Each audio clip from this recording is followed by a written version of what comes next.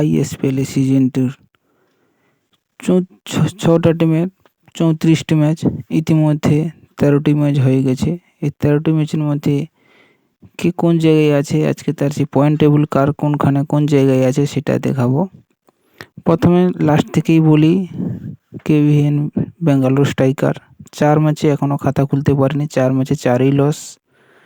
5 নম্বরে আছে tiger of Kolkata, 4 ম্যাচে 1 উইন 2 পয়েন্ট।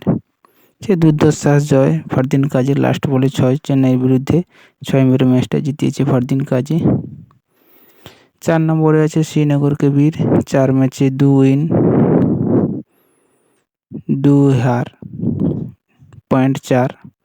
চেন্নাই সিঙ্গাম 5 ম্যাচে 2 উইন 3 হার, পয়েন্ট 4।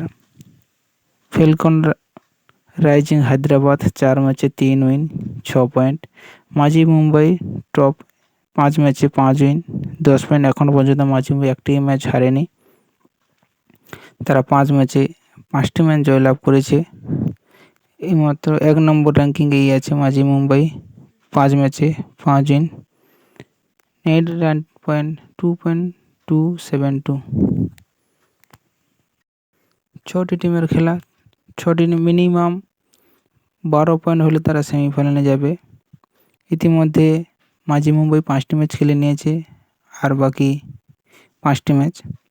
ফেলকন রাইজিং হায়দ্রাবাদ 4টি ম্যাচ খেলে নিয়েছে, আরও বাকি 6টি ম্যাচ। চেন্নাই সিঙ্গাম 5টি ম্যাচ খেলেছে, আরও বাকি 5টি ম্যাচ।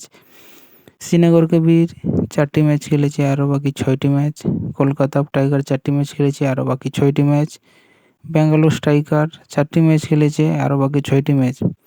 সেমিফাইনালে যেতে হলে মিনিমাম 12 পয়েন্ট নিয়ে এগোতে হবে প্রত্যেক দলকে। গত বছরের চ্যাম্পিয়ন টাইগার অফ কলকাতা এবং রানার্স আপ মাঝি মুম্বাই, তারা কি জিতে পারবে এবছর ফাইনালে? দেখা যাক কি হয়। মাঝি মুম্বাই 5 ম্যাচে 10 পয়েন্ট, টাইগার অফ কলকাতা 4 ম্যাচে 2 পয়েন্ট। দেখা যাক খেলা শেষ অবধি কোনখানে স্কোর গিয়ে দাঁড়ায়। ভিডিওটি আজকের এই পর্যন্তই। ভালো লাগলে লাইক কমেন্ট শেয়ার করো। ধন্যবাদ।